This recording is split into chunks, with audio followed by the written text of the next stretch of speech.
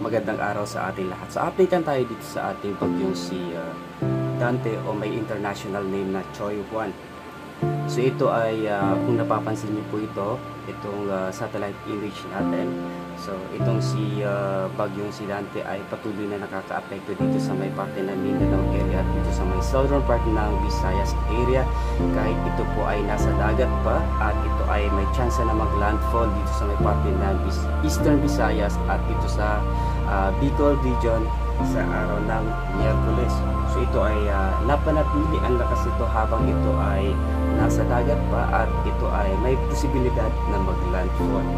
So sa ngayon, may mga lugar na rin ang nakataas ng tropical cyclone wind signal number 2 at number 1 sa ilang bahagi ng bansa dahil dito kay bagyong si as of 4 a.m. ngayong umaga, huling namataan ng sentro ng bagyong si Dante sa layong 310 km east ng Surigao City, Surigao del Norte or 380 km east ng Maasim, Southern Leyte. So ito ay may taglay na umaabot ng lakas na 75 km per hour at motion ng hangin na nasa 90 kph at ito ay kumikilos pa northwestward sa bilis na 20 kph.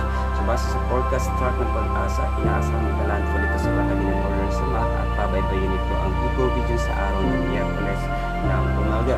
So ngayon nakataas ang tropical cyclone with signal number 2 sa ilang bahagi ng lugar. Northern Samar, Eastern Samar at Samar. So nakataas naman ang tropical cyclone with signal number 1 sa mga lugar na Masbate, Sorsogon, Albay, Camarines Sur, Camarines Norte, Catanduanes, Masbate, Burias at Icao Island, Southern East, Southeastern portion ng Quezon, Leyte, Southern Leyte, Biliran, Northern portion ng Cebu, Camotes at Pantayan Island, Northern portion ng Surigao del Sur, Northern portion ng Agusan del Norte, Dinagat Island,